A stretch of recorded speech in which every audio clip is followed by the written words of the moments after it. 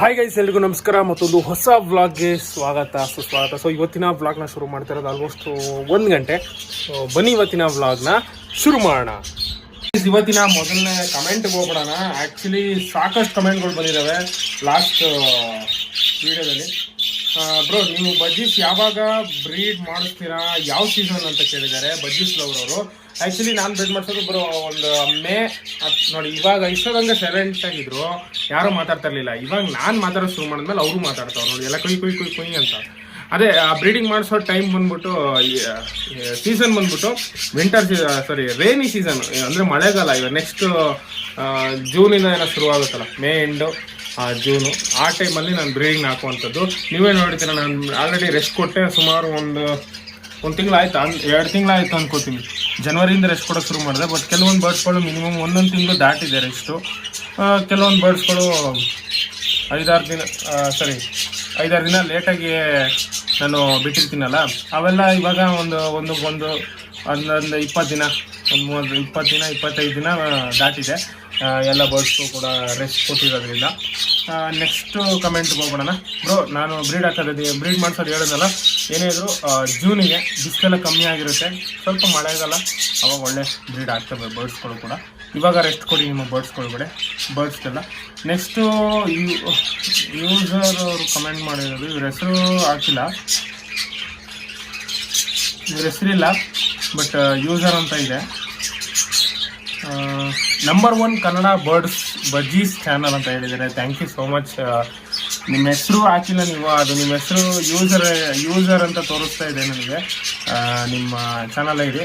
ಒಟ್ಟಿನಲ್ಲಿ ಎಷ್ಟೊಂದು ಇದೆ ಗೊತ್ತಿಲ್ಲ ನೀವು ಏನು ಹೆಸರಿದೆ ಅಂತ. ಬಟ್ ತುಂಬ ಥ್ಯಾಂಕ್ಸು. ಇದರಿಂದ ನನಗೆ ಇನ್ನೂ ಮೋಟಿವೇಶನ್ ಸಿಗುತ್ತೆ, ಇನ್ನೂ ಬರ್ಡ್ಸ್ ವೀಡಿಯೋ ಮಾಡೋದಕ್ಕೆ, ಇನ್ನಷ್ಟು ಸಾಕಷ್ಟು ಬಜ್ಜೀಸ್ ವೀಡಿಯೋಸ್ಗಳನ್ನ ಮಾಡೋದಕ್ಕೆ ಒಂದು ಪ್ರೋತ್ಸಾಹ ಸಿಕ್ಕಂಗಾಗುತ್ತೆ. ಥ್ಯಾಂಕ್ ಯು ಸೋ ಮಚ್ ಅಂತ ಹೇಳೋಕ್ಕೆ ಇಷ್ಟಪಡ್ತೀನಿ. ನೆಕ್ಸ್ಟು ಮೋಹನ್ ಚಂದ್ರ ಅವ್ರು ಕಮೆಂಟ್ ಮಾಡಿರೋದು, ಬ್ರೋ ಕಣ್ಣೂರು ಬರ್ಡ್ಸ್ ಪೇರ್ ಆಗಿದೆ ಅಂತ ಹೇಗೆ ಗೊತ್ತಾಗುತ್ತೆ? ಬ್ರೋ, ಆ್ಯಕ್ಚುಲಿ ಕಣ್ಣೂರು ಬರ್ಡ್ಸ್ಗಳು ಏನು ಗೊತ್ತಾ, ಅವು ಪೇರ್ ಆಗಿದೆ ಅಂತ ನಿಮಗೆ ಗೊತ್ತೇ ಆಗಲ್ಲ. ಕೆಲವೊಂದು ಟೈಮ್ ಅವು ಫೀಡ್ ಮಾಡ್ತಾ ಇರ್ತವೆ ಬಜ್ಜೀಸ್ ಥರ, 1-on-1 ಫೀಡ್ ಮಾಡ್ತಾ ಇರ್ತವೆ. ಇಲ್ಲಾಂತಂದರೆ ಒಬ್ರಿಗೊಬ್ರು ಏನು ಹಿಡಿಯೋದು, ಅದೇ ಕೆರ್ಕೊಂತ ಇರ್ತವೆ, ಏನು ಹಿಡಿಯುತ್ತಾ ಇರ್ತವೆ, ಆ ಥರನೂ ನೋಡ್ಬೋದು. ಇಲ್ಲ ಅಂತಂದರೆ ಅವು ಡೈರೆಕ್ಟ್ ಮರಿನೇ ಮಾಡ್ತಾವ್ರು. ಒಟ್ಟಿನಲ್ಲಿ ಕಿತ್ತಾಡ್ತಾ ಇಲ್ಲ ಅಂತಂದರೆ ಅವು 101% ಪೇರ್ ಆಗಿರೋದು ಅಂತ. ಒಟ್ಟಿನಲ್ಲಿ ಅವು ಕಿತ್ತಾಡಲ್ಲ. ಮೇಲ್ ಫಿಮೇಲ್ ಇದ್ದರೆ ಕೆಲವ್ರುಗಳು ಕಿತ್ತಾಡಲ್ಲ. ಆ್ಯಕ್ಚುಲಿ ಮೇಲಿದ್ರೂ ಕಿತ್ತಾಡಲ್ಲ, ಫೀಮೇಲ್ ಇದ್ರೆ ಸ್ವಲ್ಪ ಕಿತ್ತಾಡೋದು ಅಂತಂದರೆ ಬಜ್ಜೀಸ್ ಥರ ಎಲ್ಲ ಕಿತ್ತಾಡಲ್ಲ. ಜಸ್ಟ್ ಒಂದೇ ಆವಾಜ್ ಬಿಡ್ತಾರೆ, ಅಷ್ಟು ಸುಮ್ಮನೆ ಆಗ್ಬಿಡ್ತವೆ ಬೇರೆ ಆಪೋಸಿಟ್ ಬರ್ಡ್ಗಳು. ಆಮೇಲೆ ಲವ್ ಬರ್ಡ್ ಕೂರ್ತಾ ಇದೆ ಅಂತ ಹೇಳಿದ್ದಾರೆ ಸವಿತಾ ಭೂವಿ ಅವರು. ನನಗೇನು ಅರ್ಥ ಆಗಿಲ್ಲ ಅವ್ರ ಕಮೆಂಟು, ಅಷ್ಟೇ ಇದೆ, ಲವ್ ಬರ್ಡ್ ಕೂರ್ತಾ ಇದೆ ಅಂತ ಹೇಳಿದ್ದಾರೆ ಅಷ್ಟೇ. ನೆಕ್ಸ್ಟ್ ಹಿತೇಶ್ ಕುಮಾರ್ ಅವರು ಕಮೆಂಟ್ ಮಾಡಿರೋದು, ಬ್ರೋ ಬಜ್ಜೀಸ್ನ ಕಾಲೋನೀಸಲ್ಲಿ ಬಿಟ್ಟರೆ ಒಳ್ಳೇದಾ ಅಥವಾ ಪೇರ್ ಮಾಡಿ ಸಪ್ರೇಟ್ ಬ್ರೀಡಿಂಗ್ ಕೇಜ್ ಮಾಡಿದರೆ ಒಳ್ಳೇದಾ ಹೇಳಿ ಬ್ರೋ ಅಂತ ಕೇಳಿದ್ದಾರೆ. ಬ್ರೋ, ಆ್ಯಕ್ಚುಲಿ ಈ ಟಾಪಿಕ್ ಬಗ್ಗೆ ನಾನು ಆಲ್ರೆಡಿ ಒಂದು ವಿಡಿಯೋದನ್ನು ಮಾಡಿದ್ದೀನಿ ರೀಸೆಂಟಾಗಿ. ಆಮೇಲೆ ಆ ವಿಡಿಯೋದಲ್ಲೂ ಕೂಡ ಹೇಳಿದ್ದೀನಿ ನಾನು. ಅದಕ್ಕಿಂತ ಮುಂಚೆನೂ ಕೂಡ ಒಂದು ಡಿಟೇಲ್ ವಿಡಿಯೋ ಮಾಡಿದ್ದೀನಿ, ಅದು ವಿಡಿಯೋ ಲಿಂಕ್ ಡಿಸ್ಕ್ರಿಪ್ಷನಲ್ಲಿ ಇರುತ್ತೆ, ಅಲ್ಲಿ ಹೋಗಿ ನೋಡಿ. ಜೊತೆಗೆ ಲೈಟಾಗಿ ಸ್ವಲ್ಪ ಏನಂತೀವಿ ಗ್ಲಾನ್ಸ್ ಮಾಡೋದಾದರೆ ಕಾಲೋನಿ ಬ್ರೀಡಿಂಗು ಒಂದು ಪಕ್ಷ ಬೆಸ್ಟು.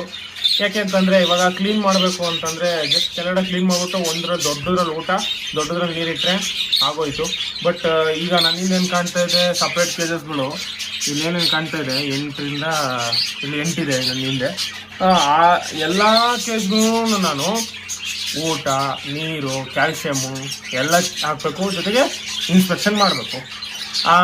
ಬಟ್ ಕಾಲೋನಿಲಿ ಹಂಗಿರಲ್ವಲ್ಲ, ಲೈನಿಗೆ ಮಡಕೆ ಅಥವಾ ಬ್ರೀಡಿಂಗ್ ಬಾಕ್ಸ್ ಜೋಡಿಸ್ಬಿಡ್ತೀವಿ, ಒಂದು 10-20 ಬರ್ಡ್ಸ್ಗಳನ್ನ ಬಿಟ್ಬಿಡ್ತೀವಿ, ಅವು ಆರಾಮಾಗಿ ಬ್ರೀಡ್ ಆಗಿ ಮರಿಗಳು ನೆಕ್ಸ್ಟ್ ಆಗ್ತಾ ಇರ್ತವೆ. ಸೊ ಆ ಕಾಲೋನಿ ಬ್ರೀಡಿಂಗು ಹೆಂಗೆ ಅಂತಂದರೆ ಬ್ರೋ, ಅದು ಕಾಲೋನಿ ನನಗನ್ಸೋ ಪ್ರಕಾರ ನೀವು ಪರ್ಫೆಕ್ಟ್ ಬ್ರೀಡಿಂಗ್ ಮಾಡಬೇಕು ಅಂತಂದರೆ ಇದೇ ಬೆಸ್ಟು. ಕಾಲೋನಿ ಬ್ರೀಡಿಂಗ್ ಯಾವಾಗ ಅಂತಂದರೆ ನಿಮ್ಮ ಹತ್ರ ಟೈಮ್ ಇರಲ್ಲ, ಬಟ್ ನಿಮ್ಮ ಹತ್ರ ಬರ್ಡ್ಸ್ ಹಾಕಬೇಕು ಅನ್ನೋ ಹಾಬಿ ಮನಸ್ಸಲ್ಲಿ ಇರುತ್ತೆ, ಬರ್ಡ್ಸ್ ಹಾಕಬೇಕು ಅಂತ ಇರುತ್ತೆ. ಅವರು ನೀವು ಟೈಮ್ ಇರಲ್ಲ.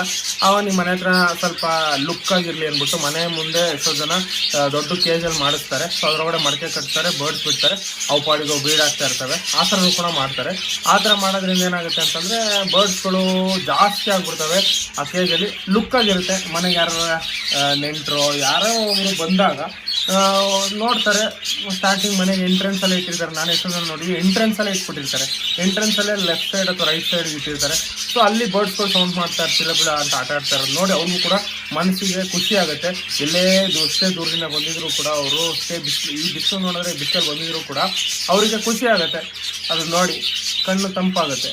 ಕಣ್ಣು ತಂಪಾಗೋದ್ರಿಂದ ಅವರು ಕೂಡ ಮನಸ್ಸಿಗೆ ಶಾಂತಿ ಅನ್ನೋದು ಸಿಗುತ್ತಲ್ಲ, ಒಂದು ಸ್ವಲ್ಪ ಆರಾಮ ಅನಿಸುತ್ತೆ. ಸೊ ಆ ಥರ ನೀವು ಮಾಡ್ತೀರ ಅಂತಂದರೆ ಕಾಲೋನಿ ಮಾಡಿ.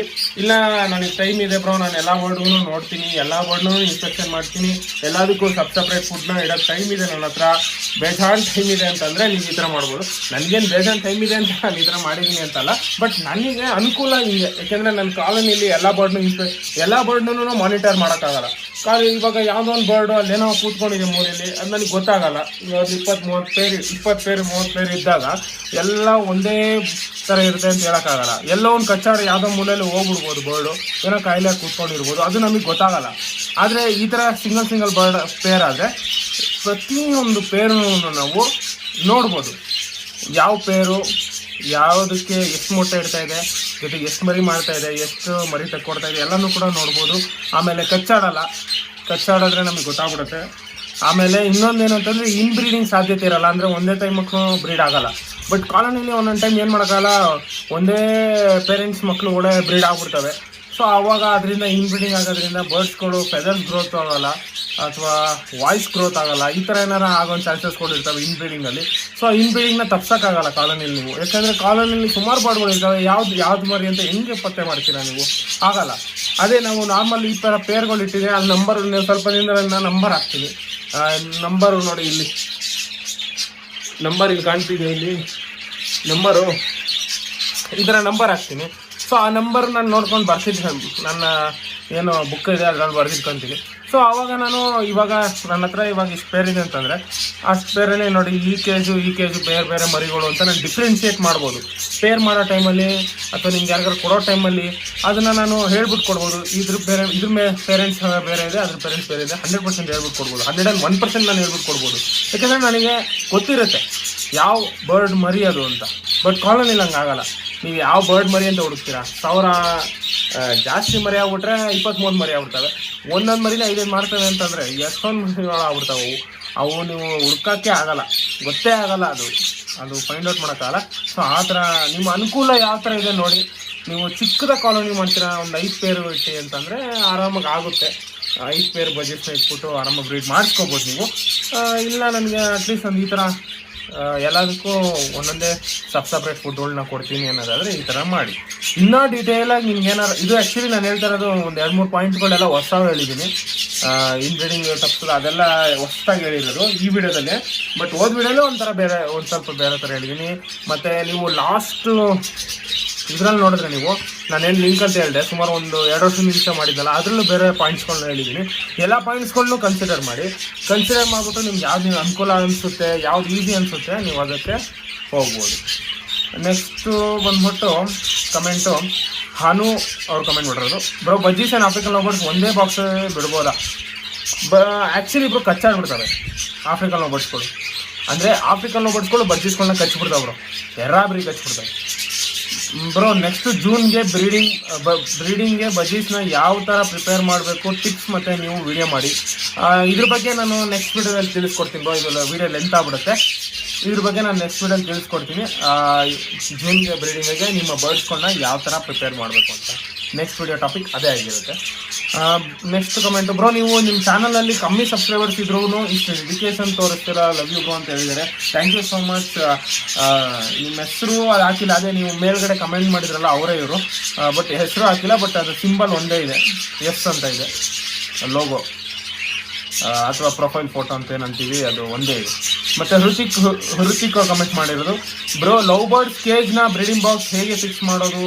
ಬ್ರೋ ಅದು ಆ್ಯಕ್ಚುಲಿ ಒಂದು ವಿಡಿಯೋ ಮಾಡಿದ್ದೀನಿ, ಮಾಡಿಲ್ಲ ಅನ್ಸುತ್ತಲ್ಲ. ಒಂದು ಸರಿ ಅದು ಇದಿಷ್ಟು ಇವತ್ತಿನ ಬ್ಲಾಗ್ ಆಗಿತ್ತು. ಸಿಗೋಣ ಗೈಸ್ ಮುಂದಿನ ಬ್ಲಾಗ್ ಅಲ್ಲಿ. ಜೊತೆಗೆ ನಿಮ್ಗೆ ಏನಾದ್ರು ಇನ್ನೂ ಡೌಟ್ಸ್ಗಳಿತ್ತು ಅಂತಂದ್ರೆ ಎಷ್ಟೋ ಜನ ಕಮೆಂಟ್ಸ್ಗಳು ನಾನು ಈ ವಿಡಿಯೋದಲ್ಲಿ ಉತ್ತರ ಕೊಡೋಕ್ಕಾಗಿಲ್ಲ, ಯಾಕಂದ್ರೆ ವಿಡಿಯೋ ತುಂಬಾ ಲೆಂತ್ ಆಗಿಬಿಡುತ್ತೆ ಅಂತ. ಸೊ ಇನ್ನಷ್ಟು ನಿಮ್ಗೆ ಏನಾದ್ರು ಡೌಟ್ ಇತ್ತು ಅಂತಂದ್ರೆ ದಯವಿಟ್ಟು ಈ ವಿಡಿಯೋ ಕಮೆಂಟ್ ಸೆಕ್ಷನ್ ಅಲ್ಲಿ ಕಮೆಂಟ್ ಮಾಡಿ ಅಂತ ಹೇಳ್ತಾ, ಪ್ರತಿ ವಿಡಿಯೋ ಡೈಲಿ ವಿಡಿಯೋ ಬ್ಲಾಗ್ ಬರುತ್ತಲ್ಲ, ಡೈಲಿ ಬ್ಲಾಗ್ ಪ್ರತಿದಿನ ನಿಮ್ಗೆ ಏನೋ ಡೌಟ್ ಇರುತ್ತಲ್ಲ ಅದನ್ನ ಕಮೆಂಟ್ ಸೆಕ್ಷನ್ ಅಲ್ಲಿ ಕಮೆಂಟ್ ಮಾಡಿ ಅಂತ ಹೇಳ್ತಾ ಇವತ್ತಿನ ಬ್ಲಾಗ್ ನ ಮುಗಿಸ್ತಾ ಇದ್ದೀನಿ. ಮತ್ತೆ ನಿಮ್ಮ ಮುಂದೆ ಒಂದು ಹೊಸ ಬ್ಲಾಗ್ ನೊಂದಿಗೆ ಬರ್ತೀನಿ. ಅಲ್ಲಿವರೆಗೂ ಟೇಕ್ ಕೇರ್, ಬಾಯ್ ಬಾಯ್.